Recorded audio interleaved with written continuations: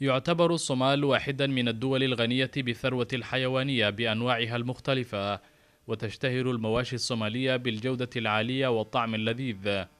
قبل انهيار الدولة المركزية في البلاد مطلع التسعينات، كان يتم تصدير المواشي الصومالية إلى الأسواق العالمية والإقليمية، لكن الحروب التي عرفتها الصومال وموجات الجفاف التي اجتاحت البلاد، إضافة إلى الأوبئة الحيوانية التي ظهرت بين فترة وأخرى في بعض مناطق البلاد، وغياب المحاجر الصحية التي تعتني بصحة الحيوانات، أدت إلى عزوف الدول المستوردة عن الماشية الصومالية ومنع تصدير المواشي الصومالية إليها. لكن ذلك المنع كان مرحليا في معظم الحالات، إذ كانت الماشية تصدر بشكل موسمي عبر مينائي بربرة بأرض الصومال وبوساسو ببنتلان، حيث توجد محاجر صحية تجري الفحوصات البيطرية اللازمة للحيوانات قبل تصديرها إلى الخارج. واجه الرعاة الصوماليون في جنوب ووسط الصومال مشاكل جمة طيلة العقدين الماضيين من غياب الاستقرار الأمني في الجنوب الصومالي، وكانوا مضطرين لإرسال ماشيتهم إلى المحاجر في الشمال، وتكبدوا في طريق ذلك الكثير من المشاق، بدءا من بعد المسافة وكثرة تكاليف نقل الماشية إلى محاجر الشمال ونفوق الكثير منها في الطريق وغيرها من المشاكل. لكن الرعاة في جنوب ووسط الصومال تنافسوا السعداء بعد أن افتتحت شركة الجزيرة العالمية محجرا صحيا حيوانيا في مقدشو قبل نحو عامين. يقع محجر الجزيرة في منطقة متميزة تبعد عن العاصمة 12 كيلومتر، ويطل المحجر على ساحل المحيط الهندي، ويتكون من عشرات الحظائر، وهي عبارة عن مساحات واسعة مخصصة لأصناف الحيوانات. إنه أول محجر يتم إنشاؤه في الصومال بأموال صومالية 100%. المحاجر الأخرى في البلاد يساهم فيها الأجانب.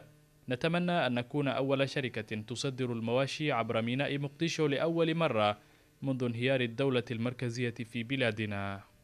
الرئيس الصومالي السابق شريف شيخ أحمد زار المحجر واطلع عن قرب على سير الأعمال فيه، وثمن الجهد الذي قام به رجال الأعمال الصوماليين لافتتاح هذا المحجر الصحي، وتمنى شريف أحمد وقتئذ أن يحدث محجر الجزيرة تحولا في النمو الاقتصادي للصومال قريبا.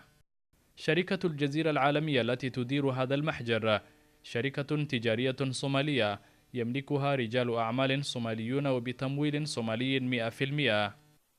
من أهداف الشركة تقديم أفضل الخدمات لعملائها، وكذلك المساهمة في تحقيق التنمية الاجتماعية والاقتصادية المستدامة وزيادة الدخل الأسري الصومالية. وتتطلع الشركة كذلك إلى أن تكون المصدر الأول والأفضل للثروة الحيوانية في المنطقة والعالم.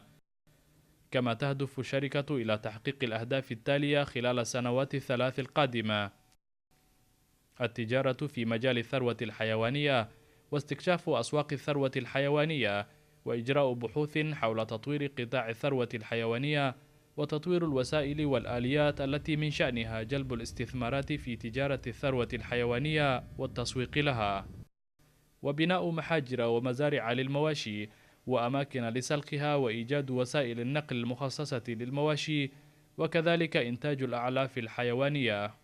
كما أن الشركة تريد تحقيق أهداف أخرى، من بينها تحفيز المجتمعات التي تعتمد في حياتها على الثروة الحيوانية والمحافظة على البيئة والتزام المعايير الدولية لصحة الحيوانات ومكافحة الأمراض. مجلس إدارة شركة الجزيرة يتكون من 15 عضوا، ويقوم الفرع التنفيذي فيها بالأعمال اليومية للشركة برئاسة المدير العام وفريقه. أما الوحدة الإدارية فمسؤولة عن توفير تنسيق فعال مع العملاء وأصحاب المصلحة من خلال تقديم تنسيق إداري شامل وخدمات الموارد البشرية والمحاسبة المالية، إضافة إلى الخدمات اللوجستية والأمنية والاتصال مع وزارة الزراعة والثروة الحيوانية والوزارات المعنية الأخرى مثل التجارة والمالية. وتتولى الإدارة الفنية لشركة جميع الأنشطة المتعلقة بالصحة من خلال تقديم الفحص البصري، خاصة من خلال تشخيص الأمراض باستخدام المختبرات البيطرية. هذه الإدارة مختصة أيضا في مسائل التغذية والتي تشمل الرعي والري والشهادات الصحية. لدى محجر الجزيرة الصحي القدرة على استيعاب 200 ألف رأس من الماعز والأغنام، و15 ألف رأس من البقر، و10,000 رأس من الإبل. وهذا المحجر هو الأول من نوعه في جنوب ووسط الصومال منذ 22 عاما، وهو المشروع الأكبر في الصومال بطبيعة الحال. في مارس عام 2013 بدأ تصدير الماشية عبر ميناء مقديشو بشكل رسمي، حيث توجهت أول باخرة تحمل آلاف الأبقار إلى سلطنة عمان. تلا ذلك تصدير العدد الأكبر من الإبل والأغنام إلى المملكة العربية السعودية، إثر مناسبة كانت عبارة عن احتفالية كبيرة جرت فعاليتها في ميناء مقديشو الدولي، وشارك فيها قادة صوماليون كبار يتقدمهم رئيس الوزراء الصومالي عبد فارح شردون، الذي أبدى سعادته باستئناف تصدير الماشية الصومالية، وتعهد بإزالة كل العقبات أمام تصدير الثروة الحيوانية إلى الخارج.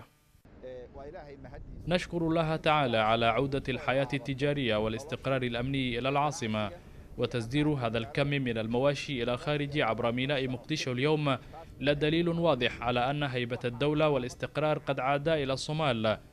نحن الحكومة من جانبنا مستعدون لتوفير كل ما يتطلبه تصدير ثروتنا الحيوانية من توفير الأمن وتسهيل الممرات وتجهيز الموانئ، ونؤكد للتجار أننا سنواصل هذا العمل كي يصبح تصدير المواشي أمرا مستداما.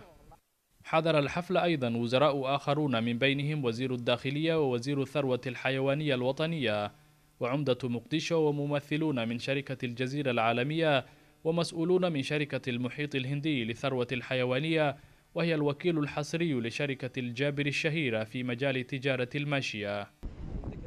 نحن سعداء باستئناف تصدير الثروة الحيوانية عبر ميناء مقديشو، وهي بداية جيدة لتشجيع الإنتاج القومي وثروة البلاد وتعزيز الاقتصاد الوطني.